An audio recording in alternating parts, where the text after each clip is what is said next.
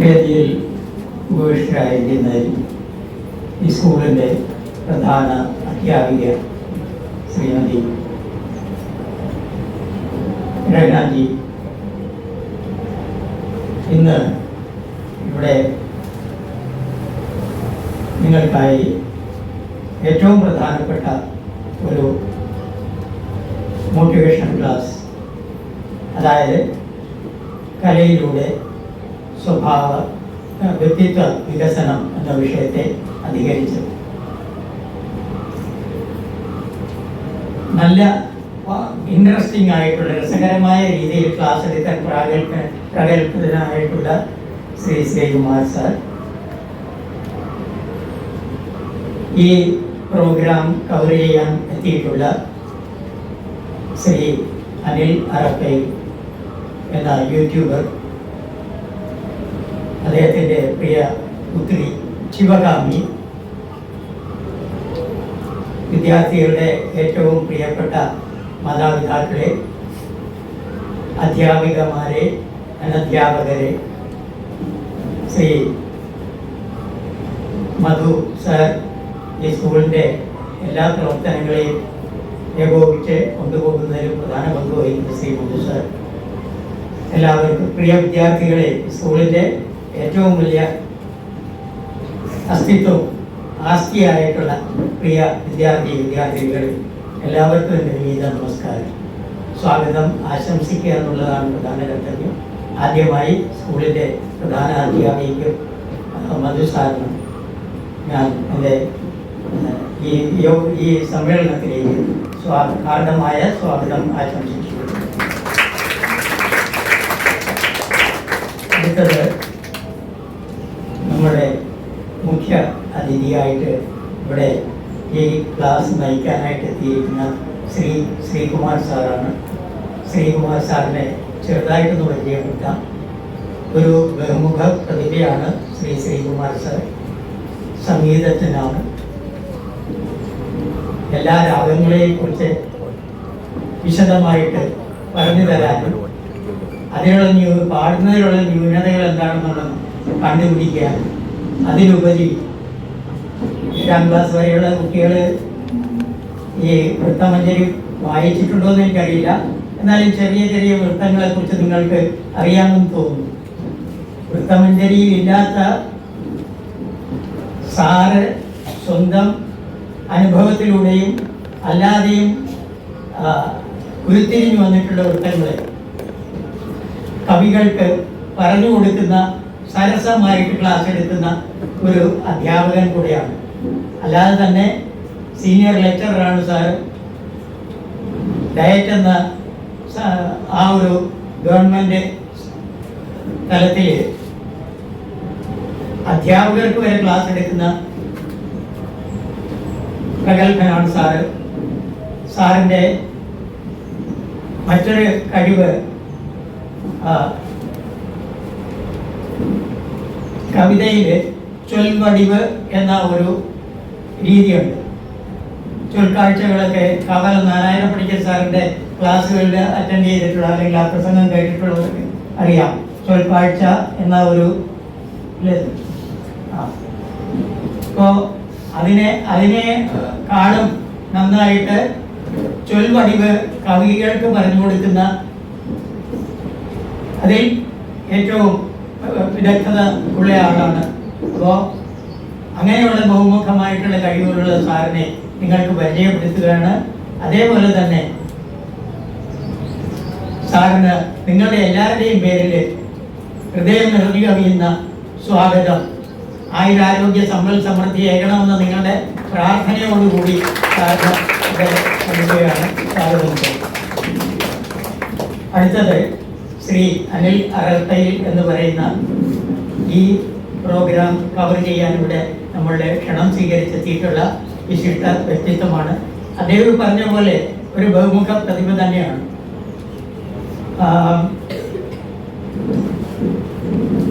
പ്രഗത്ഭരുടെ പുസ്തകങ്ങൾ സാഹിതി എന്ന് പറഞ്ഞ യൂട്യൂബ് ചാനലിലൂടെ വായനാ ശീലം കുട്ടികളിലും മുതിർന്നവരിലും വ്യാപിപ്പിക്കുക, വളർത്തിയെടുക്കുക എന്നുള്ള ഉദ്ദേശത്തോടു കൂടി അദ്ദേഹം തുടങ്ങിയ ഇപ്പോഴും പ്രവർത്തിച്ചുകൊണ്ടിരിക്കുന്ന ഒരു ചാനലാണ്. അതിൽ നമ്മളുടെ അടുത്തുള്ള കാവാലം ബാലേന്ദ്രൻ സാറിൻ്റെ പുസ്തകങ്ങളിൽ ഖണ്ഡനം മണ്ഡനം എന്നു മുതൽ പ്രസിദ്ധമായിട്ടുള്ള പുസ്തകങ്ങൾ, അറ്റോമിക് എനർജിയിലെ എഞ്ചിനീയറായിട്ടുള്ള സുരേഷ് കണക്കൂർ സാറിൻ്റെ അനവധി പുസ്തകങ്ങൾ, ടി പത്മനാഭൻ്റെ ചെറുകഥാ പുസ്തകങ്ങൾ, അങ്ങനെ പല പുസ്തകങ്ങളും അദ്ദേഹം യൂട്യൂബിൽ ചാനലിലൂടെ പരിചയപ്പെടുത്തിയിട്ടുണ്ട്. അദ്ദേഹത്തിന് വേറൊരു വൈശിഷ്ട്യം എന്താണെന്ന് പറഞ്ഞാൽ പല ക്ഷേത്രങ്ങളിലും അദ്ദേഹം പൂജാരിയായിട്ട് ഇരുന്നിട്ടുണ്ട്. ഈശ്വരന് രാവിലെ വിളിച്ചുണർത്തുക, അദ്ദേഹത്തിന് കുളിപ്പിക്കുക, ഭക്ഷണങ്ങൾ സാധാരണ ഒരു കുഞ്ഞിനെ കൊടുക്കുന്നത് പോലെ ആ ഭക്ഷണങ്ങൾ കൊടുക്കുക, വേദമന്ത്രോച്ചാരണ സഹിതം അദ്ദേഹത്തിൻ്റെ ശക്തി വർദ്ധിപ്പിക്കുക, ഇതൊക്കെ ചെയ്തുകൊണ്ടിരുന്ന ഒരു പ്രഗത്ഭമതിയാണ്. ഒരു പ്രധാനപ്പെട്ട കർത്തവ്യം നിർവഹിക്കുന്ന ആളാണ്. ആത്മീയത സ്വന്തമായിട്ടും അന്യരിലേക്കും പകർന്നു കൊടുക്കുന്ന വിശിഷ്ട വ്യക്തിത്വമേ താങ്കൾക്കും പുത്രിക്കും ഈ യോഗത്തിലേക്ക് കാരണമായ സ്വാഗതമാണ്.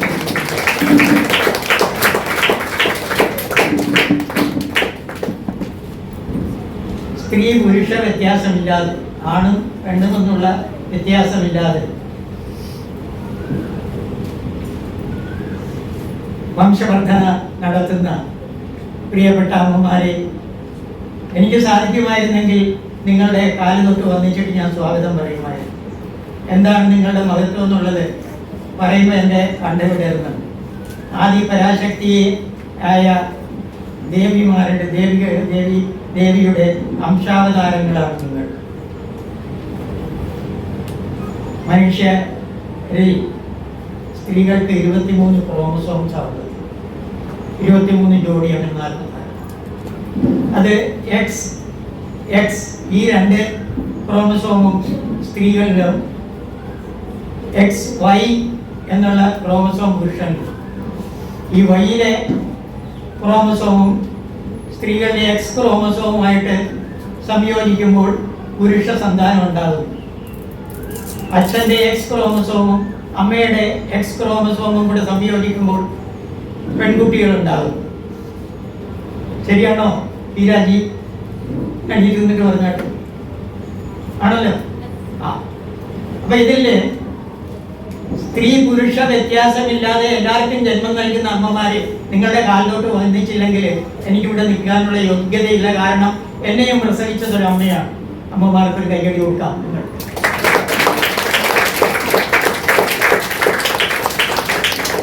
ആ അമ്മമാരെ ഹൃദയം നിറഞ്ഞ് അനുഗ്രഹിച്ചാൽ വേറൊരു കാര്യം കൂടെയുണ്ട്. ഈ അമ്മ എന്ന് പറയുന്നത് ഏറ്റവും വലിയൊരു കോടതിയാണ്. മക്കളെ, നിങ്ങൾ എന്ത് തെറ്റ് ചെയ്താലും എൻ്റെ മക്കളെ ആ തെറ്റ് ചെയ്യില്ല എന്ന് ഉറച്ചു വിശ്വസിക്കുന്നതും ചെയ്തിട്ടുള്ള തെറ്റുകൾക്ക് മാപ്പ് കൊടുക്കുന്നതുമായിട്ടുള്ള ലോകത്തിലെ ഏറ്റവും വലിയ കോടതിയാണ് അമ്മ എന്ന് പറയുന്ന കോടതി. ആ അമ്മയെ ഹൃദയം നിറഞ്ഞ് നിങ്ങൾ സ്നേഹിക്കുക. അമ്മ പറയുന്നത് മറുവാക്ക് പറയാതെ അനുസരിക്കുക. പഠിക്കാൻ പറഞ്ഞാൽ പഠിക്കുക. അമ്മയെ സഹായിക്കാൻ കഴിയുന്നത്ര സഹായിക്കുക. അത് ചെയ്യുന്ന കുട്ടികളാണ് ഏറ്റവും ഉയർന്ന നിലയിൽ എത്തുന്നത്. ഞാനൊക്കെ 4 അക്ഷരം പഠിച്ചത് എൻ്റെ അമ്മ രാമായണവും ഭാഗവതവും മഹാഭാരതവും ഒക്കെ വായിക്കുന്നത് കേട്ടിട്ടാണ് എനിക്ക് അങ്ങനെ പുസ്തക വായനയിലേക്ക് ഒരു അഭിരുചി വളർന്നു വന്നത്. ആ അമ്മമാരെ ദുഃഖിപ്പിക്കരുത്. നിങ്ങൾ വളർന്നു വലുതാകുമ്പോഴത്തേക്ക് നിങ്ങൾ മറ്റുള്ളവർ ചെയ്യുന്നത് പോലെ അമ്മമാരെ അവശ നിലയിലാകുമ്പോൾ അവരെ കൊണ്ട് ഏതെങ്കിലും അമ്പലത്തിൻ്റെ നടയിൽ കൊണ്ട് തള്ളുകയോ അല്ലെങ്കിൽ വൃദ്ധസദനത്തിൽ കൊണ്ട് ആക്കിക്കോളൂ എന്ന് പറഞ്ഞിട്ട് നിങ്ങൾ നല്ല നിലയിലെത്തുമ്പോൾ കാറും ഒക്കെ കാണും. ആ കാറിൽ കയറ്റി ഏതെങ്കിലും ഗുരുവായൂരമ്പലത്തിൽ നടക്കലോ അവിടെയും കൊണ്ടുപോയി തള്ളരുത്. നിങ്ങൾ അപ്പോഴും നിങ്ങളുടെ ബാല്യകാലം ഓർമ്മിച്ചുകൊണ്ട് അവരെ ഏതെല്ലാം വിധത്തിൽ നിങ്ങൾക്ക് സേവിക്കാമോ അതേപോലെ സേവനം നൽകാമോ അതേപോലെ മരണം വരെ അവരെ കാത്തു സൂക്ഷിക്കണം. ആ അമ്മമാരുടെ ത്യാഗത്തിനെ കുറിച്ച് ശങ്കരാചാര്യർ പോലും വാഴ്ത്തി പറഞ്ഞിട്ടുണ്ട്. അത് സംസ്കൃതത്തിലായതുകൊണ്ട് ഞാനിപ്പോൾ പറയുന്നില്ല. പക്ഷേ പ്രസവാവസ്ഥയിൽ ആ ഗർഭിണിയായിരിക്കുമ്പോൾ മക്കളെ നിങ്ങൾക്ക് എപ്പോഴെങ്കിലും ഒരു 1/2 കിലോ ഭാരം വയറ്റിൽ കെട്ടിവെച്ചിട്ട് കുനിയുകയും നിവരുകയും വെള്ളം കോരുകയും പാചകം ചെയ്യുകയും ഒക്കെ ചെയ്യാൻ പറ്റുമോ? പറ്റില്ല. 9 മാസം നിങ്ങളെയൊക്കെ വയറ്റിലിട്ടുകൊണ്ട് ആ ഭാരവും കയറിക്കൊണ്ടാണ് അമ്മമാര് ഈ സങ്കടാവസ്ഥ തരണം ചെയ്ത് നിങ്ങളെയൊക്കെ പ്രസവിക്കുന്നത്. ഏറ്റവും വലിയ വേദനയാണ് പ്രസവ വേദന. അനുഭവിച്ചവർക്ക് അതറിയാവോ? ആ അമ്മമാരെ നിങ്ങളുടെ പേരിൽ സാറിന് സ്വാഗതം ആശംസിക്കുകയാണ്. ആയുരാരോഗ്യ സമ്പൽ സമൃദ്ധി നിങ്ങൾ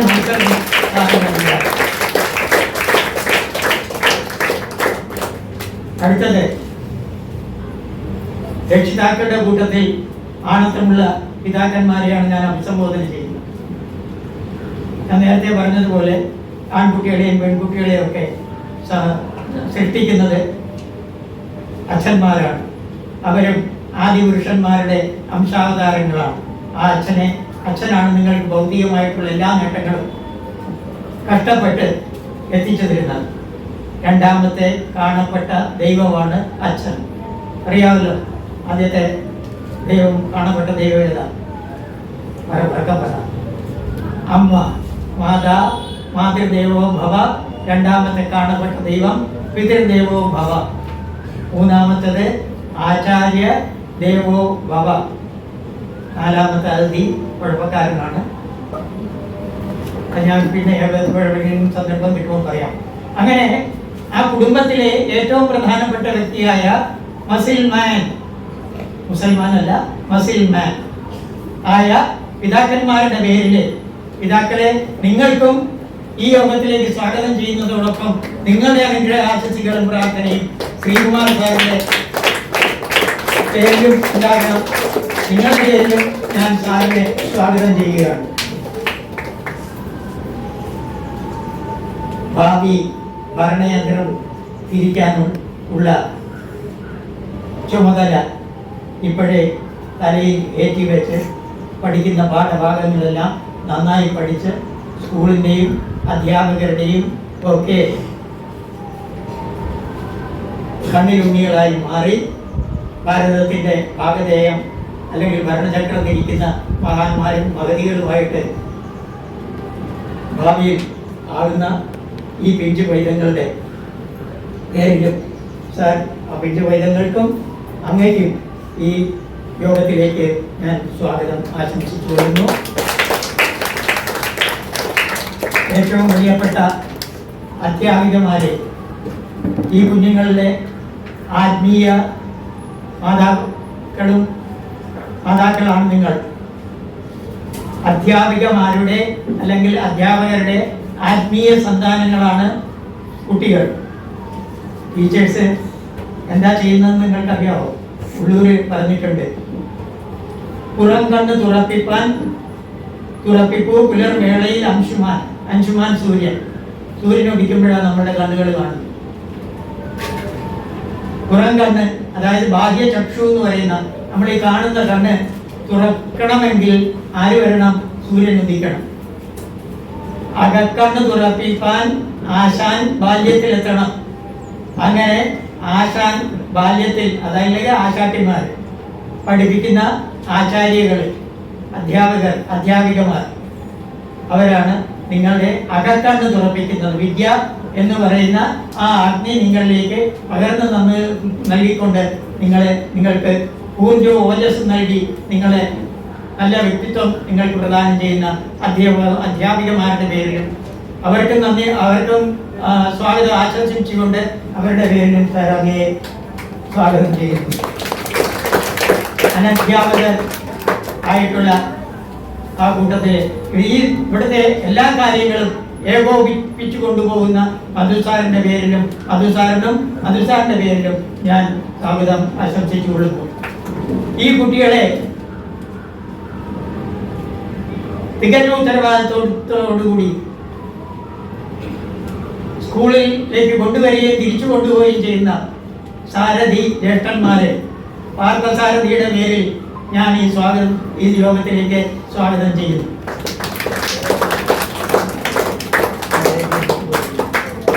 അവസാനമായി എല്ലാവർക്കും സ്വാഗതം ഒന്നുകൂടെ ആശംസിച്ചുകൊണ്ട് ശ്രീകുമാർ സാറിലേക്ക് ഞാൻ എൻ്റെ മൈക്ക് കൈമാറുന്നു. ഇപ്പം ഞാനൊരു കഥ പറയട്ടെ. അപ്പം നിങ്ങൾ മോട്ടിവേഷൻ ക്ലാസ് എന്നൊക്കെ സാറ് പറഞ്ഞു, അത് കേട്ട് നിങ്ങൾ പേടിക്കൊന്നും വേണ്ട. ഞാൻ നിങ്ങളോട് കുറച്ച് വർത്തമാനം പറയാനാണ് വന്നിരിക്കുന്നത്. അമ്പലപ്പുഴയിലെ ശാലീനരായിട്ടുള്ള കൊച്ചു കുഞ്ഞുങ്ങൾ, അവരുടെ അമ്മമാര്, രക്ഷാകർത്താക്കള്, ഇവിടുത്തെ അധ്യാപകര്, നിങ്ങളെയൊക്കെ കണ്ട് സംസാരിക്കാൻ വന്നേ ഉള്ളൂ. മോട്ടിവേഷൻ ക്ലാസ് ഒന്നും കേട്ട് ആരും പേടിക്കണ്ട. നമുക്ക് കുറച്ച് നേരം നല്ല വർത്തമാനങ്ങളൊക്കെ പറയാം. പിന്നെ സാറ് പറഞ്ഞതുപോലെ കുറച്ച് പാട്ടൊക്കെ പാടാം. പിന്നെ ഞാൻ കഥകളി പഠിച്ചിട്ടുണ്ട്, കുറച്ച് കഥകളി മുദ്രകളൊക്കെ കാണിക്കാം. അതൊക്കെയാണ് ഉദ്ദേശിക്കുന്നത്. അപ്പൊ ഏറ്റവും എനിക്ക് സന്തോഷം വരുന്ന ഒരു കാര്യം പറയട്ടെ. ഞാൻ ഇതുപോലെ ഒത്തിരി ക്ലാസ് എടുക്കാൻ ചെല്ലുമ്പം കുട്ടികളൊക്കെ ഇങ്ങനെ ഇരിക്കുന്നത് ആശുപത്രിയിൽ ഡോക്ടറെ കാണാൻ വേണ്ടി വെയിറ്റ് ചെയ്യുന്ന കുട്ടികൾ ഇരിക്കുന്ന പോലെ ഗൗരവത്തിൽ ഇരിക്കുന്ന പിള്ളേരെ കാണാം. പക്ഷെ ഇവിടെ വന്നപ്പോൾ ഞാൻ കാണുന്ന നല്ല പുഞ്ചിരിയോടെ സന്തോഷത്തോടെ ഇരിക്കുന്ന കുഞ്ഞുങ്ങളെയാണ്. അതിപ്പോൾ എനിക്ക് അതിൽ വളരെ സന്തോഷമുണ്ട്. നിങ്ങൾക്ക് എപ്പോഴും ഇങ്ങനെ സന്തോഷത്തോടെ ഇരിക്കാൻ കഴിയട്ടെ എന്ന് ഞാൻ ആശംസിക്കുന്നു. പിന്നെ ഞാൻ നോക്കുമ്പോൾ ഒരു കൊച്ചു കുഞ്ഞ്, LKG പഠിക്കുന്ന ഒരു കൊച്ചു കുഞ്ഞ് എന്ന് ഡോറ് തുറക്കുന്നു കാറിന്റെ, എന്നിട്ട് അതിനകത്ത് കയറുന്നു ഇറങ്ങുന്നു. എനിക്ക് കണ്ടിട്ട് പേടിയായിപ്പോയി. എങ്ങാനും വണ്ടി ന്യൂട്രൽ ഗിയറിൽ എങ്ങാനും വീണ് വണ്ടി ഉരുളുന്നു, ഈ കുഞ്ഞിന് എന്തെങ്കിലും പറ്റുമോ എന്നൊക്കെ ഞാൻ പേടിച്ച് ഞാൻ ടീച്ചറിനോട് പറഞ്ഞു. അപ്പോൾ പറഞ്ഞത് ഞങ്ങൾ LKG പിള്ളേരോട് വരണ്ടെന്ന് പറഞ്ഞത്. എന്നിട്ട് ആ കുഞ്ഞിന് സന്തോഷം കൊണ്ട് എനിക്ക് വന്നേ പറ്റുമെന്നും പറഞ്ഞ് വന്നതാണ്. സാധാരണ ലോകത്തെവിടെയും, ഈ വരി മറക്കരുത്, നിങ്ങൾ ആരോടെങ്കിലുമൊക്കെ ഇത് പറയണം, ലോകത്തെവിടെയും കുഞ്ഞുങ്ങൾ സ്കൂളിലേക്ക് നടന്നാണ് പോകുന്നത്, പക്ഷെ വീട്ടിലേക്ക് ഓടിയാണ് പോകുന്നത്. എല്ലാ അധ്യാപകരുടെയും സർവ്വ അഹങ്കാരവും അടക്കാൻ പറ്റിയ ഒരു വാക്യമാണ്. ലോകത്തെവിടെയും കുട്ടികൾ സ്കൂളിലേക്ക് നടന്നേ പോവുള്ളൂ, പക്ഷെ വീട്ടിലേക്ക് ഓടിയാണ് പോകുന്നത്. എല്ലാവർക്കും മടുപ്പാണ് സ്കൂളിൽ പോകാൻ. എല്ലാവരും നാളെ അവധി എന്ന് കേട്ടാൽ ഹായ് എന്ന് സന്തോഷിക്കുന്ന കുട്ടികളാണ്. എനിക്ക് സങ്കടമായിരുന്നു. ഞാൻ സ്കൂളിലായിരുന്നപ്പോൾ നാളെ അവധിയാന്ന് കേട്ടാൽ എനിക്ക് സങ്കടമാണ്. കുട്ടികൾക്കിടെ ഇടയിൽ എനിക്ക് ഇരട്ടപ്പേരുണ്ടായിരുന്നു. എന്താണെന്നറിയോ? മൈക്ക് വിഴുങ്ങി. മൈക്ക് കിട്ടിയാൽ വിടത്തില്ല എന്നാണ് പിള്ളേർ പറയുന്നത്. അപ്പോൾ എനിക്കിപ്പോഴും 4:30 വരെ ഉള്ളല്ലോ സമയം എന്നതിലാണ് എനിക്ക് സങ്കടം. കുറെ നേരം കൂടെ നിങ്ങളുടെ മുമ്പിൽ ഇങ്ങനെ വർത്തമാനം പറഞ്ഞുകൊണ്ടിരിക്കാൻ എനിക്ക് ഭയങ്കര ഇഷ്ടമാണ്. ഞാനൊരു വലിയ മൈക്ക് വിഴുങ്ങിയാണ്. അപ്പോൾ പോട്ടെ. പിന്നെ അപ്പൊ ഏതായാലും ആ കൊച്ചു കുഞ്ഞു വരെ സന്തോഷത്തോടെ ഇവിടെ വന്നു എന്നറിയുമ്പോൾ അത് എനിക്കൊരു വലിയ സന്തോഷം. അതെ. അപ്പം ഇവിടെ ഈ നമ്മൾ ഇംഗ്ലീഷിൽ ഒരു ശൈലി പറയും, feel at home. Feel at home എന്ന് പറഞ്ഞാൽ എന്താണ്?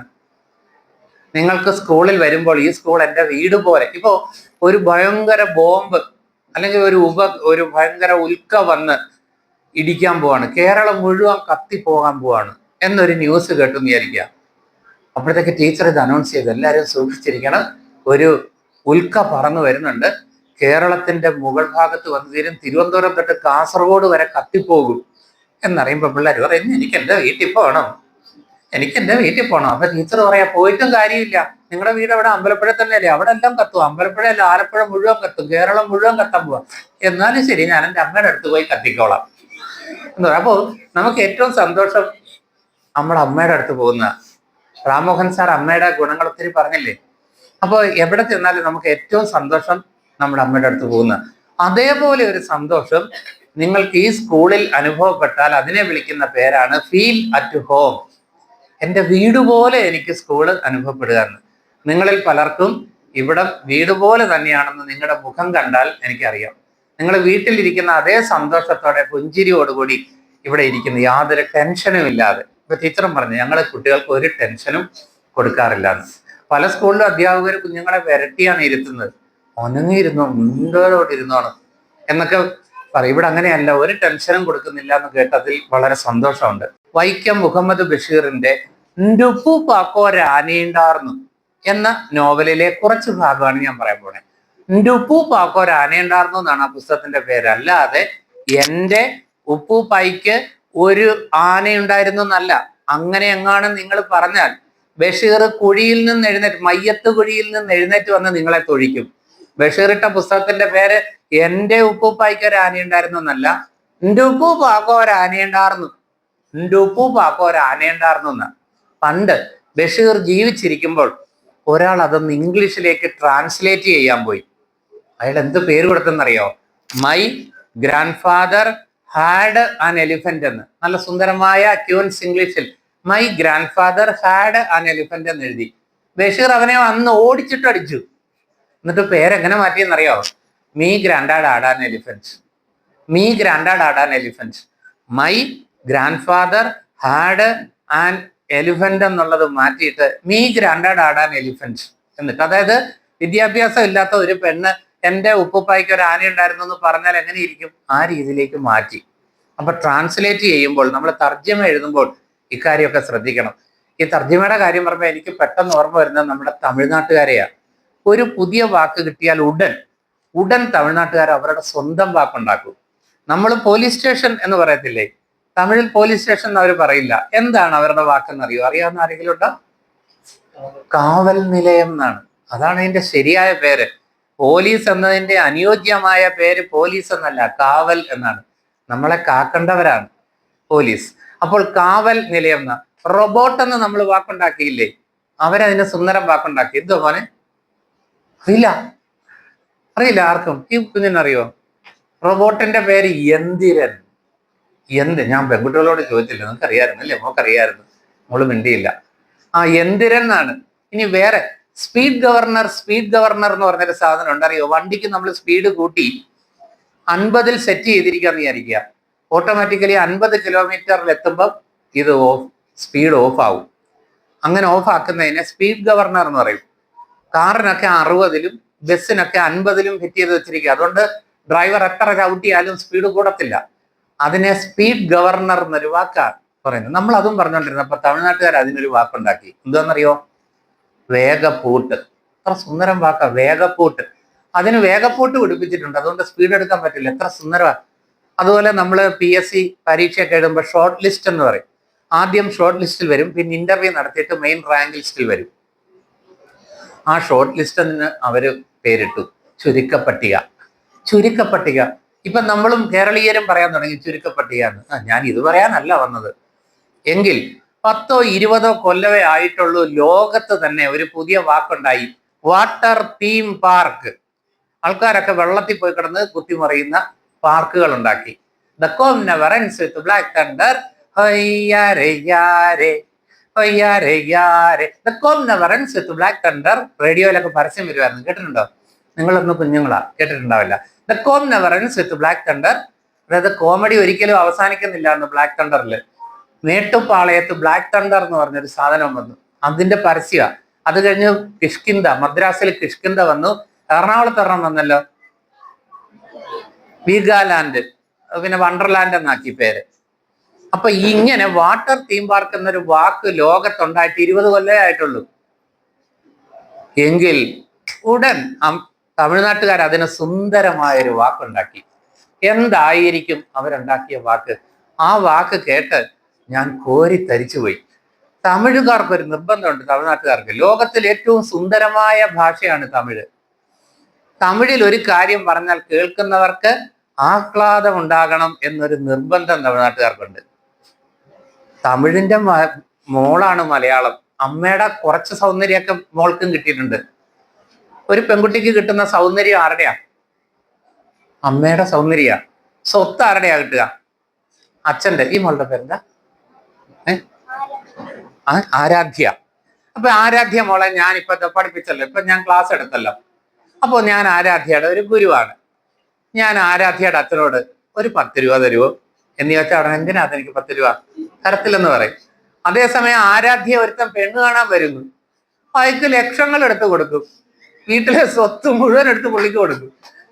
അതായത് ഈ അച്ഛന്മാരങ്ങനെയാണ്, സ്വത്ത് മുഴുവൻ. എന്റെ അച്ഛന്റെ കാര്യം അറിയാം, അച്ഛൻ മരിച്ചുപോയി, പറയുന്നത് ശരിയല്ല എങ്കിലും പറയാം. ഞാൻ അച്ഛനോട് ചിലപ്പോൾ പൈസയൊക്കെ ചോദിക്കും, പൈസ തികയാതെ വരുമ്പോ കടം ചോദിക്കും, അപ്പൊ അച്ഛൻ തരും. പക്ഷെ 1-ാം തീയതി ആവുമ്പോ എന്നോട് ചോദിക്കടാ നീ എന്നോട് മേടിച്ചുള്ള പൈസ എന്തിയെ, എന്നിട്ട് അതും വാങ്ങിച്ചുകൊണ്ട് അച്ഛൻ പെങ്ങന്മാരുടെ അടുത്ത് പോകും. എൻ്റെ ഒരു പെങ്ങള് ഇവിടെ അമ്പലപ്പുഴ താമസിക്കുന്നുണ്ട്, ഒരാൾ തിരുവനന്തപുരത്തുണ്ട്. പെങ്ങന്മാർക്ക് കൊണ്ട് കൊടുക്കും, ആൺമക്കൊന്നും തിരികല. അച്ഛന്മാരുടെ സ്വത്ത് മുഴുവൻ ആർക്കുള്ളതാ? പെൺകുട്ടികൾക്കുള്ള. അപ്പൊ ഒരു പെൺകുട്ടിക്ക് കിട്ടുന്ന സൗന്ദര്യം അമ്മയുടെ നിന്നും സ്വത്ത് അച്ഛൻ്റെ എന്നുവാ. അപ്പോൾ മലയാളം എന്ന് പറയുന്നത് തമിഴിന്റെ മോള. ആ അമ്മയുടെ സൗന്ദര്യം മുഴുവൻ കിട്ടിയിട്ടില്ലെങ്കിലും കുറച്ചൊക്കെ കിട്ടിയിട്ടുണ്ട്, അമ്മയുടെ അത്രയും സൗന്ദര്യം മോക്കില്ല. അപ്പോൾ തമിഴിന് എന്തു പറഞ്ഞാലും കേൾക്കാൻ എന്തൊരഴകാന്നറിയോ? കുഴലോതും കണ്ണനുക്ക് കുയിൽ പാടും പാട്ട് കേക്കുതാ കൊക്കോ കൊക്കോ കൊക്കോ എൻ കുരലോട് മച്ച ഉങ്ക കുഴലോസை போட்டி போடுதா കൊക്കോ കൊക്കോ കൊക്കോ ഇലയോട് പൂവും തലയാട്ടും പാര്, ഇലയോട് പൂവും കായും തലയാട്ടും പാര് പാര് കുഴലോതും. എന്താ തമിഴിന്റെ ഭംഗി! ആ തമിഴ്നാട്ടുകാര് അതിസുന്ദരമായൊരു വാക്ക് വാട്ടർ തീം പാർക്ക് എന്ന വാക്കിനുണ്ടാക്കി. അത് കേട്ട് ഞാൻ കോരിത്തരിച്ചുപോയി. ആ വാക്ക് എന്താണെന്ന് ആർക്കെങ്കിലും പറയാമോ? ഞാൻ കോരിത്തരിച്ചു പോയ ആ വാക്ക് പറയട്ടെ. വാട്ടറിന് തമിഴിൽ എന്താ പറയുക? തണ്ണി എന്നൊക്കെ വെച്ച് ആലോചിച്ച് നോക്കി. എങ്കിൽ വാട്ടർ തീം പാർക്കിന് തമിഴ്നാട്ടുകാരുണ്ടാക്കിയ വാക്ക് നീർവിളയാട്ട പൂങ്കാവ്. നീർവിളയാട്ട പൂങ്കാവെന്ന് എത്ര മനോഹരമാണ്, കേൾക്കുമ്പോ കുളിര് പോലും. അപ്പോൾ തർജിമ, നിങ്ങൾ തർജിമ ചെയ്യുമ്പോൾ ഓർക്കുക, ഇങ്ങനെ ശ്രദ്ധിക്കേണ്ട കാര്യമുണ്ട്. ഇംഗ്ലീഷിൽ it rains cats and dogs എന്നൊരു ശൈലിയുണ്ട്. It rains cats and dogs. നമ്മൾ ഭയങ്കരമായിട്ട് മഴ പെയ്യുന്നതിനെ നമ്മൾ എന്തുവാ പറയുന്നത്? മോൻ എന്തുവാ, നമ്മൾ ഭയങ്കര മഴയാണെങ്കിൽ എന്ത് പറയും? മോൻ അമ്മയോട് വിളിച്ചു, അമ്മയെ ഭയങ്കര മഴ എന്ന് പറയുമോ? എന്ത് പറയും? നമ്മൾ എന്തൊക്കെ വാക്കാ നമ്മളെ എന്ത് പറയും? പറഞ്ഞോളൂ. ഞാൻ ഒരു വാക്ക് പറയട്ടെ, ഇടിച്ചു കുത്തി പെയ്യുന്നു. കേട്ടിട്ടുണ്ടോ?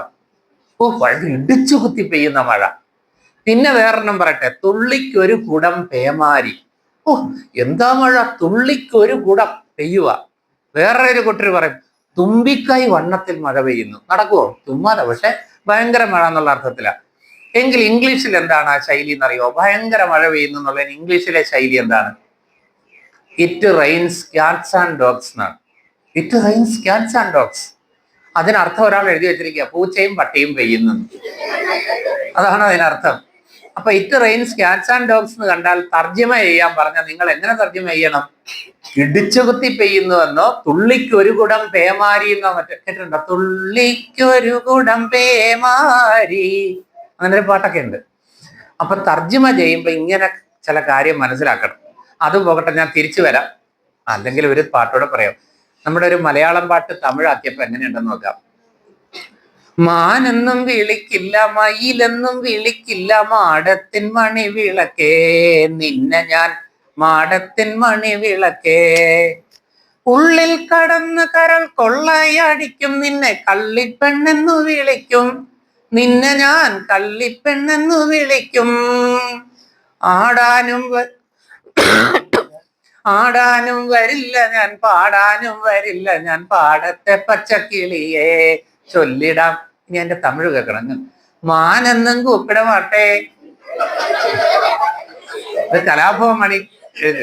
മാനെന്നും കൂപ്പിടമാട്ടെ, മയിലെന്നും കൂപ്പിടമാട്ടെ, മാടത്തിൻ മണി വിളക്കേ ഉന്നൈ ഞാൻ മാടത്തിൻ മണി വിളക്കേ. ഉള്ളை கடந்து கரல் தப்பிச்சு போகு உன்னை கள்ளிப்பெண் என்று கூப்பிடுவேன். ഉള്ളை கடந்து கரல் தப்பிச்சு போகு உன்னை கள்ளிப்பெண் என்று கூப்பிடுவேன். உன்னை நான் கள்ளிப்பெண் என்று கூப்பிடுவேன். ஆடுறதுக்கும் வரமாட்டேன் நான், பாடுறதுக்கும் வரமாட்டேன் நான், പാടത്തെ പച്ചക്കിളിയേ ചൊല്ലിടാം, പാടത്തെ പച്ചക്കിളിയേ. ഇതാണ് തമിഴിന്റെ ഭംഗി. അപ്പൊ നിങ്ങൾ തമിഴിലെ നല്ല പാട്ടുകളൊക്കെ ഒത്തിരി കേൾക്കണം കേട്ടോ, ഒത്തിരി പഠിക്കണം. ഇച്ചിരി കഴിഞ്ഞ് ഞാൻ നിങ്ങളോട് ഒരു തമിഴ് പാട്ട് പാടാമെന്ന് ചോദിച്ചാൽ ആരെങ്കിലും പാടുക വേണേ, ശകലം പാടിയാലും മതി, ഇവിടെ വന്ന് പാടണേ. അപ്പൊ ഞാൻ തിരിച്ച് ഒരു കാര്യം കൂടെ നിങ്ങൾ ശ്രദ്ധിക്കണം. ഇവിടെ ടീച്ചർ അധ്യക്ഷയായിട്ടിരിക്കുന്നു, സാറ് സ്വാഗതം പറഞ്ഞു. ഇനി ഇവിടെ ആരെങ്കിലും കൃതജ്ഞത പറയും. അപ്പോൾ ഇവിടെ എല്ലാവരും ഉപയോഗിക്കുന്ന മലയാളം തന്നെയാണ്. ചിലപ്പോൾ ഉദ്ഘാടന പ്രസംഗം കാണും ചിലയിടത്ത്. ഈ ഉദ്ഘാടനത്തിനും സ്വാഗതത്തിനും ആശംസാ പ്രസംഗത്തിനും ഒക്കെ ഉപയോഗിക്കുന്ന മലയാളമാണെങ്കിലും സ്വാഗത പ്രസംഗം പോലല്ല കൃതജ്ഞത പോലല്ല അധ്യക്ഷ പ്രസംഗം പോലല്ല ഉദ്ഘാടന പ്രസംഗം.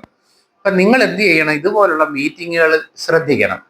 എന്നിട്ട് ഇതിലേതെങ്കിലും ഒരാൾ പെട്ടെന്ന് വന്നില്ല, അപ്പൊ നിങ്ങളെ വിളിച്ചാൽ ഉദ്ഘാടകൻ വന്നില്ല, മോളൊന്ന് ഉദ്ഘാടനം ചെയ്യാമോ? എന്നിട്ട് അതിനെന്താ ഞാൻ എന്ന് പറഞ്ഞ് കയറി അത് പ്രസംഗിക്കാൻ നിങ്ങൾക്ക് കഴിയണം. അപ്പൊ ഇന്ന് എൻ്റെ ക്ലാസ് കഴിയുമ്പോൾ നിങ്ങൾക്ക് എത്ര പേർക്ക് ധൈര്യമുണ്ട് എനിക്ക് കൃതജ്ഞത പ്രസംഗം നടത്താൻ? ഇവിടെ വന്ന് സ്റ്റേജിൽ വന്ന് കൃതജ്ഞത പറയാൻ ധൈര്യമുള്ളവരെന്ന് കൈപൊക്കിക്കുക. കുട്ടികളാരെങ്കിലും? ആർക്കും ധൈര്യമില്ലേ? എന്നാ ഞാൻ പറയട്ടെ എങ്ങനെയാന്ന്. നിങ്ങൾ എത്രയോ കൃതജ്ഞത പ്രസംഗം നടന്നു കണ്ടിരിക്കുന്നു. ഇവിടെ വരണം. ആദ്യം എന്ത് ചെയ്യണം? 2 ഓപ്ഷൻ ഉണ്ട്. ഒന്നുകിൽ എല്ലാവർക്കും ചേർത്ത് മാന്യ സദസ്സിന് നമസ്കാരം എന്ന് എളുപ്പം ഒറ്റയ്ക്ക് പറയാം. അല്ലെങ്കിൽ ടൈം ഉണ്ടെങ്കിൽ പറയാം, ബഹുമാനപ്പെട്ട അധ്യക്ഷ, നമ്മുടെ പ്രിയപ്പെട്ട ഹെഡ് മിസ്ട്രസ് ടീച്ചർ, ഇന്നിവിടെ സ്വാഗതം പറഞ്ഞ നമ്മുടെ അധ്യാപകൻ കൂടിയായ റാംമോഹൻ സാർ, പിന്നെ ഇവിടെ എത്തിയിട്ടുള്ള അനിൽ സാറിന്റെ മകൾ, പ്രിയപ്പെട്ട എൻ്റെ കൂട്ടുകാരെ, അമ്മമാരെ, രക്ഷിതാക്കളെ, അധ്യാപകരെ, എല്ലാവർക്കും എൻ്റെ വിനീതമായ കൂപ്പുകൈ. ഇത്ര നീട്ടി പറയാം. അല്ലെങ്കിൽ ഒരു എളുപ്പവഴിയുണ്ട്. എന്താ മോനെ? മാന്യ സദസ്സിന് നമസ്കാരം. അത് സല്യൂട്ടേഷൻ കഴിഞ്ഞു. സല്യൂട്ടേഷൻ. അടുത്തായിട്ട് എന്ത് പറയണമെന്നറിയാം?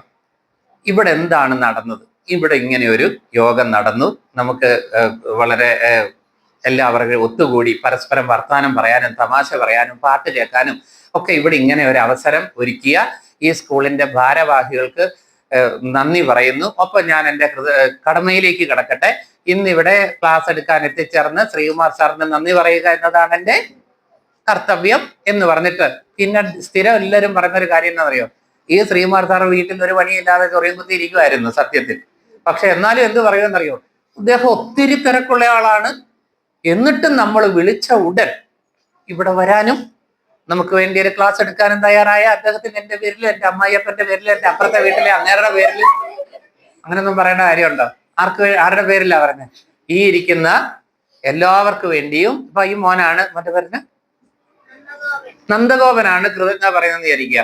അപ്പൊ നന്ദഗോപൻ പറയാണ്, അങ്ങനെ ഇവിടെ ക്ലാസ് എടുത്ത ശ്രീകുമാർ സാറിന് ഈ നന്ദഗോപന്റെ പേരിൽ എന്താണോ പറയണ്ടെന്നോ, നന്ദഗോപനെ ഇവിടെ വിളിച്ചെങ്കിൽ നന്ദഗോപൻ ആർക്ക് വേണ്ടിയാണ്? ഓൺ ബിഹാഫ് ഓഫ് എന്നാണ് ഇംഗ്ലീഷിൽ എൻ്റെ ശൈലി. On behalf of all these people, ഇത്രയും പേർക്ക് വേണ്ടി ഞാൻ കൃതജ്ഞ പറയുന്നു. ഇങ്ങനെ പറഞ്ഞാൽ മതി. അപ്പോ ഇനി ധൈര്യമായിട്ട് വേദിയിൽ കയറണം. ടീച്ചറെ പരമാവധി അവസരം കൊടുക്കണേ കുഞ്ഞുങ്ങൾക്ക്. ഓരോ ആശംസ പ്രസംഗമൊന്നും കൃതജ്ഞത എന്നൊക്കെ പറഞ്ഞ്. അപ്പൊ നിങ്ങൾ എപ്പോഴും സ്റ്റേജിൽ കയറി പരിശീലിക്കണം കേട്ടോ, ഒരു മടിയും പാടില്ല. അപ്പൊ ഞാൻ വീണ്ടും തിരിച്ചു വരട്ടെ. ുപ്പാക്കോ ഒരു ആനയുണ്ടായിരുന്നു എന്ന പുസ്തകത്തിലെ കുറച്ച് കഥാഭാഗമാണ് ഞാൻ പറയാൻ പോണേ. അതിൽ വട്ടനടിമ എന്നു പേരുള്ള ഒരു വാപ്പ, കുഞ്ഞ് താച്ചുമ്മ എന്നു പേരുള്ള ഒരു ഉമ്മ, അവർക്ക് അതിസുന്ദരിയായ ഒരു മകൾ കുഞ്ഞുവാത്തുമ്മ സുന്ദരിയാണ്. അവളുടെ കവളത്തൊരു കറുത്ത മറുകുണ്ട്. നമ്മൾ ശോഭനയ്ക്ക് ഒരു സിനിമയ്ക്കകത്ത് കറുത്ത മറുകുണ്ടല്ലോ, നീശയുടെ അവിടെ. ഏത് സിനിമയില? തേന്മാവൻ കൊമ്പത്തില് മാനം തെളിഞ്ഞേ വന്ന ആ മീശയ്ക്ക് അവിടെ ഒരു മറുക് നല്ല രസമുണ്ട് അല്ലേ? അപ്പൊ അതേപോലെ ഇവളുടെ കവളത്തൊരു മറുകുണ്ട്. അവർക്ക് വലിയ വീടൊക്കെ ഉണ്ട്. അടുത്ത വീട്ടിലെ ഉമ്മമാരൊക്കെ എപ്പോഴും ഈ വീട്ടിൽ വരും. എന്തിനാ? ഇവിടുത്തെ ഉമ്മയോട് വർത്താനം പറയാനാന്നാ പറയുന്നത്. പക്ഷെ വർത്താനം പറയാൻ വരുന്നതല്ല, രഹസ്യമാണ്. വരുന്നവർക്കൊക്കെ ഉമ്മ ചായ കൊടുക്കും. അങ്ങനെ ഓസിന് ചായ കുടിക്കാൻ വരുന്ന അടുത്ത വീട്ടിലെ ഉമ്മമാരുടെ മുമ്പിൽ വെച്ച് ഈ അതിസുന്ദരിയായ കുഞ്ഞു പാത്തുമ്മയെ എടുത്ത് മടിയിൽ വെച്ചുകൊണ്ട് ഉമ്മ കുഞ്ഞുതാച്ചുമ്മ പറയും, മോളെ നിന്റെ ഉപ്പൂപ്പായിക്ക്, ഇത് നിന്റെ വാപ്പായിക്ക് ഒരു വലിയ കൊമ്പനാന ഉണ്ടായിരുന്നു, ഒരു വലിയ കൊമ്പനാന. എന്നിട്ട് ചോദിക്കും, നിന്റെ ഉപ്പൂപ്പായിക്ക് ഉണ്ടായിരുന്ന ആനയുടെ നിറം എന്താ? അവൾ ആനയെ കണ്ടിട്ടൊന്നുമില്ല, എങ്കിലും ആലോചിച്ചിട്ട് പറയും കറുത്തത്. അപ്പൊ ഈ മറുകിൽ കുത്തിയിട്ട് ഉമ്മ ചോദിക്കും, നിന്റെ ഈ മർക്കിന്റെ നിറം എന്താ? മർക്കോ? എന്താണ് ഈ മർക്ക്? മറുകെന്നുള്ളതിന് ഉമ്മ പറയുന്നത് ഈ മർക്കിന്റെ നിറം എന്താ? അപ്പോഴും അവൾ പറയും കറുത്തത്. ഇപ്പൊ മനസ്സിലായോ ഈ മർക്ക് എങ്ങനെ കിട്ടിയെന്ന്? നിന്റെ ഉപ്പൂപ്പായിക്ക് ഉണ്ടായിരുന്ന ആനയുടെ അടയാളമായിട്ട് കിട്ടിയതാണ് ഈ മർക്ക്. എന്റെ പുന്നാരെ ആനയെ എന്നവൾ സ്നേഹത്തോടെ പറയും. ആ ആനയുള്ളതുകൊണ്ടല്ലേ എനിക്ക് ഈ മറുക് കിട്ടിയത്. ശോഭനയ്ക്ക് തേന്മാവൻ കൊമ്പത്തിലെ ശോഭനയ്ക്കുള്ള പോലെ സുന്ദരമായൊരു മറുക് എനിക്ക് കിട്ടിയത് ആനയുള്ളതുണ്ടല്ലേ. അപ്പൊ അവള് സ്നേഹത്തോടെ വിളിക്കും എന്റെ പുന്നാരെ ആനയെന്ന്. അപ്പൊ ഉമ്മ പറയും, മോളെ ഈ വീട് കണ്ടോ, ഇതൊക്കെ നിന്റെ ഒരാളിന്റെ ഐശ്വര്യ മോളെ, ഇതൊക്കെ നിന്റെ ഒരാളിന്റെ ഐശ്വര്യമാണ്. അത് കേട്ട് അഭിമാനത്തോടെ കുഞ്ഞു പാത്തുമ്മ വളരുകയാണ്. നമ്മൾ ഓർക്കുക, നമ്മുടെ വീട്ടിൽ വളരുന്ന ഓരോ കുഞ്ഞിനും എന്ത് തോന്നണം? ചില അമ്മമാർ പറയും, വെച്ചിട്ടുണ്ട്, വേണേ വന്ന് കഴിച്ചോ, വേണമെങ്കിൽ കഴിച്ചാൽ മതി എന്നൊക്കെ പറയുമ്പോ ഈ കുഞ്ഞിന് എന്ത് തോന്നും? ഞാൻ ഈ വീട്ടിലെ ആരുമല്ല എന്ന് തോന്നും. അത് നിനക്ക് വേണ്ടിയാണ് കുഞ്ഞെ ഞാൻ ഈ മാലാഖമാർ വന്ന് പൂവിടർത്തുന്നത്. അത് പറയുമ്പോ എനിക്ക് സങ്കടം വരും. സാറും നേരത്തെ പറഞ്ഞപ്പോ അമ്മമാരെ പറ്റി പറഞ്ഞപ്പോ അറിയാതെ ഗദ്ഗതം കൊണ്ട് നിങ്ങൾ ശ്രദ്ധിച്ചാണ്. എനിക്കിപ്പോ അതുപോലെ വരികയാണ്. ഇടിവെട്ടിപ്പെയ്യുന്ന മഴ അറിയാതെ അമ്മ ഉറങ്ങും. പക്ഷേ അടുത്ത് കിടക്കുന്ന കുഞ്ഞ് ഒന്ന് ഞരങ്ങിയാൽ അമ്മ ഉണരും. ഞാൻ നിങ്ങളോട് ചോദിക്കട്ടെ, മാഷ് കുറച്ച് ചോദിച്ചായിരുന്നു, 1/2 കിലോ വെയിറ്റ് വെച്ച് കെട്ടിക്കൊണ്ട് ജോലി ചെയ്യാവുന്നു. ഇന്ന് ഒരൊറ്റ ദിവസത്തേക്ക് നിങ്ങൾക്ക് കമന്ന് കിടക്കാതിരിക്കാവോ? മലന്ന് തന്നെ കിടക്കണം. ഇന്ന് ഒരൊറ്റ ദിവസത്തേക്ക് മതി. എത്ര പേർക്ക് പറ്റും? ഇപ്പൊ പറ്റുമെന്ന് പറയും. 2 മണിക്കൂർ കഴിഞ്ഞ് തിരിഞ്ഞും മറിഞ്ഞും ക്ലോക്കിലെ സൂചി കറങ്ങുന്ന പോലെ കട്ടിലെ കിടന്ന് കറങ്ങുന്ന പിള്ളേരുണ്ട്. അങ്ങനെയൊക്കെ കിടന്നുറങ്ങുന്ന നമ്മള് കൂടി വന്നാൽ പരമാവധി 2 മണിക്കൂർ മലന്ന് കിടക്കാൻ പറ്റും. പിന്നെ ചെരിഞ്ഞും. എങ്കിൽ നിങ്ങളെ വയറ്റിലിട്ടുകൊണ്ട് നിങ്ങളുടെ അമ്മ ഒരു ദിവസമല്ല 9 മാസം കമന്ന് കിടക്കാതെ ഇരുന്നിട്ടുണ്ട്. ഈ ശല്യം വയറ്റിൽ കിടക്കുന്ന കാരണം എനിക്കൊന്ന് കമന്ന് കിടക്കാൻ പറ്റുന്നില്ലല്ലോ എന്ന് നിങ്ങളുടെ അമ്മ പറഞ്ഞിട്ടില്ല. ഇടിവെട്ടി പെയ്യുന്ന മഴ അറിയാതെ അമ്മ ഉറങ്ങും. പക്ഷെ നിങ്ങൾ അങ്ങനെ 9 മാസം ചുമന്നുകൊണ്ട് നടന്ന് പ്രസവിച്ചിട്ട് ആ പിഞ്ചു കുഞ്ഞിനെ നിങ്ങളൊന്ന് സങ്കല്പിച്ചു. ഒരു കൊതുക് കടിച്ചാൽ തൂക്കാൻ പോലും അറിയത്തില്ല, കരയാൻ മാത്രമേ അറിയത്തുള്ളൂ. അങ്ങനെ നിങ്ങൾ കിടന്നപ്പോ ഒരു കൊതുക് പോലും കടിക്കാതെ, ഒരു ഉറുമ്പ് കടിച്ചാൽ അമ്മ എന്നെ ഉറുമ്പ് കടിക്കുന്നു പറയാൻ പറ്റുമോ? ഇല്ല. അങ്ങനെ കിടന്ന നിങ്ങളെ 1 വയസ്സ് വരെ വളർത്തിയെടുക്കാൻ ആ അമ്മ അനുഭവിച്ച ബുദ്ധിമുട്ടിന്റെ മുമ്പിൽ ചക്രവർത്തിക്ക് പോലും പകരം കൊടുക്കാൻ പറ്റില്ലെന്നാണ് ശ്രീശങ്കരൻ. അദ്ദേഹം പറഞ്ഞ് പാടിയില്ല. ഒരു സംസ്കൃത കവിതയുണ്ടെന്ന് പറഞ്ഞു. ആസ്താവതീയാം പ്രസൂതി സമയേ ദുർവാരശൂലവ്യഥ നൈരുച്യം തനുശോഷണം മലമയി ശയ്യാജ സംവത്സരീ ഏകസ്യാവി. 1 വയസ്സ് വരെ ആ കുഞ്ഞിന്റെ മലവും മൂത്രവും എല്ലാം പേശിക്കൊണ്ട് ആ കുഞ്ഞിനെ വളർത്തിയെടുക്കുന്നതിന് പകരം കൊടുക്കാൻ ചക്രവർത്തിക്ക് പോലും പറ്റില്ലെന്നാണ്. അത്ര വലിയ ത്യാഗമാണ് അമ്മ. ചൂടാൻ മലരും ഭരമായി തോന്നിന്. ചൂടാൻ മലരും, തലയിൽ ഒരു പൂവ് ചൂടുന്നത് പോലും ഭാരമായി തോന്നുന്ന അവസ്ഥ. ചൂടാൻ മലരും ഭരമായി തോന്നിന ദോഹത കാലത്തും ചുമന്നിരിപ്പോ ദുർഭര ഗർഭം സുഖേന ജനയിത്രി എന്നാണ്. അങ്ങനെ ഉള്ള ആ അമ്മമാർക്ക് സല്യൂട്ട് പറഞ്ഞപ്പോഴാണ് അദ്ദേഹം വിതുമ്പിപ്പോയത്. നിനക്കത് മനസ്സിലായോ എന്ന് എനിക്കറിഞ്ഞുകൂടാ. അദ്ദേഹം ഗദ്ഗത കണ്ടനായിപ്പോയി. അപ്പോൾ ആ അമ്മയെ ഒരിക്കലും എന്നും വൈകുന്നേരം വീട്ടിൽ ചെന്ന് അമ്മയ്ക്ക് ഉമ്മ കൊടുക്കുന്ന എത്ര പേരുണ്ട്? സത്യം പറയണം. കൈവക്കിയ 2 പേര്, 3, 4 പേര്, 5 പേര്, 6 പേര്, ഇപ്പൊ എണ്ണം കൂടി വരുന്നുണ്ട്. എങ്കിൽ പോട്ടെ, ഇതുവരെ ഉമ്മ കൊടുക്കാത്തവർ ഇനി ഓർക്കുക, ചെന്ന് വീട്ടിൽ ചെന്നാൽ ഉടനെ അമ്മയ്ക്ക് ഒരു ഉമ്മ കൊടുക്കണം. വേറൊന്നുകൂടെ, എല്ലാവരും വീട്ടിൽ ചെന്നിട്ട് അന്ന് രാവിലെ വീട്ടിൽ നിന്ന് ഇറങ്ങിയതിന് ശേഷം എന്തൊക്കെ സംഭവിച്ചു മുഴുവൻ കാര്യവും സത്യസന്ധമായിട്ട് അമ്മയോട് പറയണം. പ്രത്യേകിച്ച് പെൺകുട്ടികൾ. ഒരിക്കൽ ഞാൻ ക്ലാസ്സിൽ ചെന്നപ്പോൾ 9C ചെന്നപ്പോൾ ഒരു കുട്ടി ഇരുന്ന് കരയുകയാണ്. ഞാൻ ചോദിച്ചു എന്താന്ന് ചോദിച്ചു. അപ്പം ഞാൻ ആ ക്ലാസ് ടീച്ചർ ഹാജരൊക്കെ എടുക്കണം, പിന്നെ എനിക്ക് അടുത്ത പീരീഡ് 10ാം ക്ലാസ്സിലോട്ട് പോകണം. അപ്പൊ എന്നിട്ട് ഇതൊന്നും മിണ്ടുന്നില്ല, ഇരുന്ന് കരഞ്ഞുകൊണ്ടിരിക്കുക. അവസാനം ഞാൻ പിന്നെ ക്ലാസ് അങ്ങ് എടുത്തു. പക്ഷെ ക്ലാസ് തീർന്നൊരു 5 മിനിറ്റ് നേരത്തെ നിർത്തിയിട്ട് ഞാൻ ചോദിച്ചു എന്താ പറ്റുന്നത്. പറഞ്ഞു ഒരുത്തൻ ബൈക്ക് വട്ടം ഇട്ടിട്ട് I love you എന്ന് പറഞ്ഞെന്ന്. അപ്പൊ ഞാൻ പറഞ്ഞു ആഹാ ഇതാണ്, ഇത് എന്നോട് ആരും പറയുന്നില്ലല്ലോ എന്നുള്ളത് എന്റെ വിഷമം എന്നൊക്കെ പറഞ്ഞ്. എന്നിട്ട് ഞാൻ പറഞ്ഞ ഒരു കാര്യം, ഇന്ന് തന്നെ മോള് വീട്ടിൽ ചെന്നിട്ട് ഇത് അമ്മയോട് പറയണം. അയ്യോ അമ്മയോട് പറഞ്ഞു, അമ്മ എന്നെ ഒലക്കയ്ക്ക് അടിക്കുമെന്ന് പറഞ്ഞു. ഞാൻ പറഞ്ഞു അമ്മയോട് ഇപ്പൊ ചെന്ന് പറഞ്ഞില്ലെങ്കിൽ വേറെ ഏതെങ്കിലും വഴിക്ക് അമ്മ ഇതറിയും. അപ്പൊ ഇയാൾക്ക് കൂടി അതിനകത്ത് ഉത്തരവാദിത്തം ഉണ്ടെന്ന് വിചാരിക്കും, ശിക്ഷ കൂടും. അതിനേക്കാൾ നല്ലത് നേരെ ചെന്ന് പറയുന്നതാ. ചെറിയ ശിക്ഷയിൽ അത് നിൽക്കും. പിന്നെ ഞാൻ പറഞ്ഞു അമ്മ ചിരിക്കത്തേ ഉള്ളൂ കേട്ടോ എന്ന് പറഞ്ഞു. പിറ്റേ ദിവസം ആഹ്ലാദത്തോടെ വന്നേ. അപ്പൊ ഞാൻ പറഞ്ഞപ്പോഴത്തേക്ക് അമ്മ ചിരിച്ചു. ഞാനപ്പോ വഴക്കിട്ടു. ഞാൻ എൻ്റെ ഒരു സീരിയസ് ആയിട്ടുള്ള പ്രശ്നം പറഞ്ഞപ്പോ നിങ്ങൾ ചിരിക്കുവാണോ ചെയ്യുന്നതെന്ന് ചോദിച്ചു. അപ്പൊ അമ്മ ചിരിച്ചോണ്ടാണെങ്കിലും ആങ്ങളെ വിളിച്ചടാ, നിന്റെ അനന്തരവൾക്ക് ഒരു പ്രശ്നം ഉണ്ടോ, ഒരുത്തൻ ശല്യം ചെയ്യുന്നുണ്ടെന്ന് നോക്കണം കേട്ടോ എന്ന് പറഞ്ഞു. ആ പ്രശ്നം അവിടെ തീർന്നു. ഇന്നിപ്പോ ആ കുട്ടി രാജസ്ഥാനിലെ നേഴ്സാ. ഈയിടെ അതുവഴി വന്നപ്പോ എന്നെ കണ്ട് നിർത്തി വർത്തമാനമൊക്കെ പറഞ്ഞു. ഞാൻ പറഞ്ഞു അത് ഓർക്കുന്നു അന്നത്തെ സംഭവം എന്നൊക്കെ പറഞ്ഞു. സ്കൂട്ടർ ഓടിച്ച് നടക്കുക ഇപ്പം രാജസ്ഥാനിൽ നിന്ന് അവധിക്ക് വരുമ്പോൾ. അപ്പൊ രാജസ്ഥാനിലെ നേഴ്സ്. അപ്പൊ അതുകൊണ്ട് എന്ത് സംഭവിച്ചാലും എന്ത് ചെയ്യണം, ചെന്ന് എല്ലാ ആൺകുട്ടികളും പെൺകുട്ടികളും നിർബന്ധമായിട്ടും വഴിയിൽ എന്തെങ്കിലും അബദ്ധം സംഭവിച്ചു പോയിട്ടുണ്ടെങ്കിൽ അതെല്ലാം ചെന്ന് വീട്ടിൽ പറഞ്ഞാൽ അവര്. അതുപോലെ ദൃശ്യം സിനിമയ്ക്കകത്ത് ഒരു പെൺകുട്ടിയുടെ ഫോട്ടോ ഒരുത്തൻ എടുക്കുന്നു, രാത്രി 12 മണിക്ക് മുറി തുറന്നു കൊടുക്കണമെന്ന് പറഞ്ഞു. ഇല്ലെങ്കിൽ ഞാൻ ഈ ഫോട്ടോ എല്ലായിടത്തും പരസ്യം ചെയ്യുമെന്ന് പറഞ്ഞു. അപ്പോൾ ഉണ്ടല്ലോ ഇവള് മുറി തുറന്നു കൊടുക്കാൻ പോവുക. അപ്പോഴത്തേക്ക് തിയേറ്ററിൽ ഇരുന്നുകൊണ്ട് ഇവക്കതൊന്നും അവളുടെ അമ്മയോട് പറയരുതായിരുന്നു എന്ന് പറഞ്ഞ് ഞാൻ അസ്വസ്ഥനാവുക തിയേറ്ററിൽ ഇരുന്ന്. അങ്ങനെ അവൾ ആ മുറി തുറക്കുക, പെട്ടെന്ന് ടെങ് ലൈറ്റ് വീണു. നോക്കുമ്പോ ആരാ? അമ്മ. ഇതെല്ലാം അറിയുന്നുണ്ടായിരുന്നു. എനിക്ക് ഭയങ്കര ആശ്വാസമായി, അമ്മ അറിഞ്ഞല്ലോ, ഇനി പ്രശ്നം. പക്ഷെ അമ്മ അറിഞ്ഞിട്ടും അവിടെ കാര്യങ്ങൾ കൈവിട്ടു പോയി, അത് വേറെ കാര്യം. പക്ഷെ എന്തായാലും എന്ത് പ്രശ്നം ഉണ്ടായാലും തുടക്കത്തിൽ തന്നെ നിങ്ങൾ അമ്മയോട്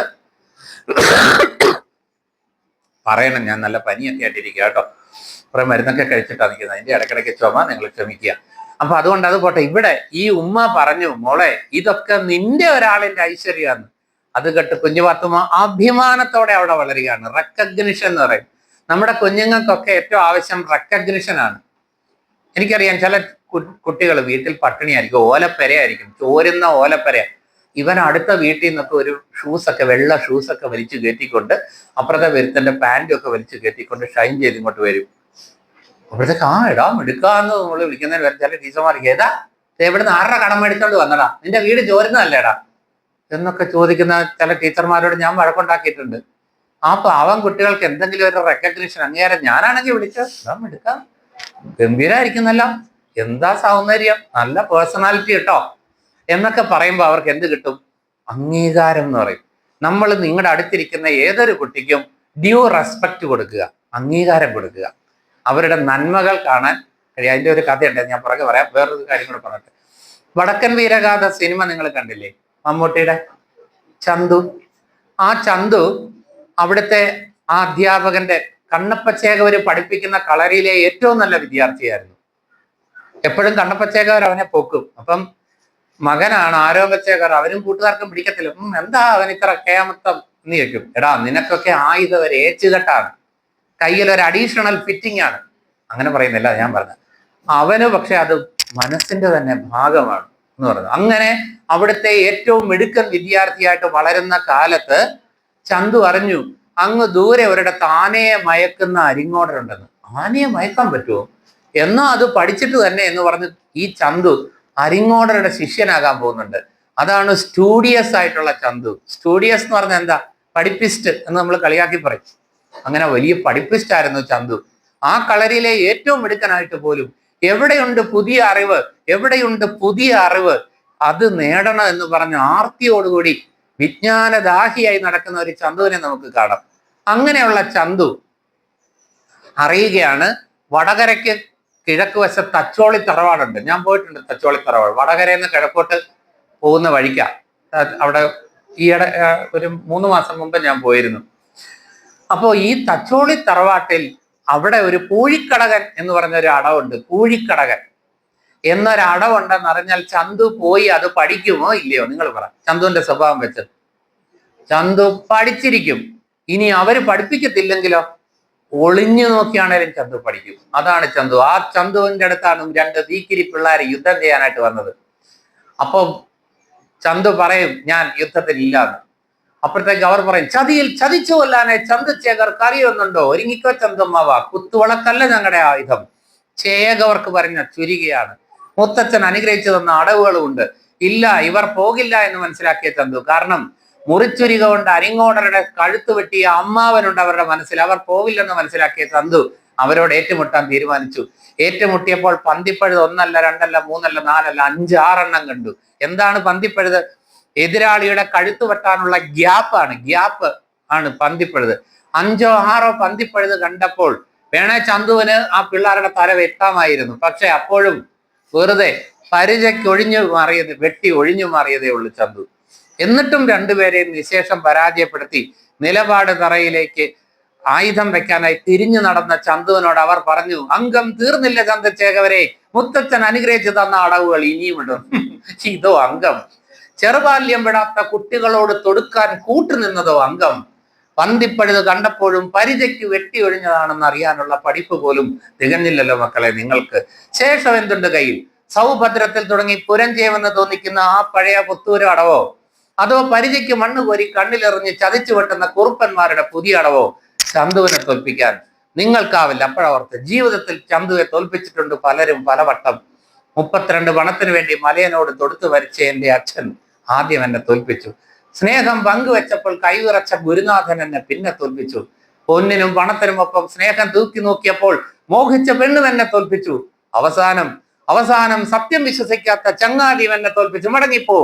അംഗമുറ കൊണ്ടും ആയുധബലം കൊണ്ടും ചതിയൻ ചന്തുവിനെ തോൽപ്പിക്കാൻ ആണായി പിറന്നവരാരുമില്ല. അപ്പൊ പിള്ളേർ പറഞ്ഞു, എങ്കിൽ വെട്ടിക്കൊല്ല്. മരിക്കാനും തയ്യാറായിട്ടാണ് ഉണ്ണിയാർച്ചയുടെ മകൻ വന്നിരിക്കുന്നത്. ഉണ്ണിയാർച്ചയുടെ മകൻ, എനിക്ക് പിറക്കാതെ പോയ മകൻ, അവന്റെ കഥ ഇവിടെ തുടരട്ടെ, ഈ ചതിയന്റെ കഥ ഇവിടെ തീരട്ടെ എന്ന് പറഞ്ഞ് ചന്തുവോടെ ആത്മഹത്യ ചെയ്യാം. അപ്പൊ ചന്തു സ്റ്റുഡിയസ് ആയിരുന്നു. എവിടെയുണ്ട് പുതിയ അറിവ്? അതിനുവേണ്ടി ദാഹിച്ച് നടന്നത് എന്തുകൊണ്ടാണെന്നറിയോ? പുള്ളി ഇളന്തളൂർ മഠത്തിലേക്ക് പുള്ളിയുടെ അമ്മയെ കല്യാണം കഴിപ്പിച്ചയച്ച് അവിടെ കഞ്ഞി കുടിക്കാൻ വകയില്ലായിരുന്നു. അപ്പൊ 32 പണം തരാം, ഒരു ഫൈറ്റിന് പങ്കെടുക്കാമോ എന്ന് ചോദിച്ചപ്പോ വെറും 32 പണത്തിന് വേണ്ടി. അതേസമയം ആരോമലൊക്കെയാണ് കെട്ടുകെട്ടിന് പണം വെക്കും, എങ്കിലേ ഞാൻ വരത്തുള്ളെന്ന് പറയും. പക്ഷെ അവിടെ 32 പണത്തിന് വേണ്ടി മരിച്ച ഒരാളുടെ മോനായിരുന്നു. അതുകൊണ്ട് ഇയാൾക്ക് നിലയും വിലയും അംഗീകാരവും കിട്ടിയില്ല, റെക്കഗ്നിഷൻ കിട്ടിയില്ല. അപ്പൊ നമ്മുടെ കുഞ്ഞുങ്ങൾക്ക് എല്ലാവർക്കും വേണ്ടത് എന്താണ്? റെക്കഗ്നിഷനാണ്.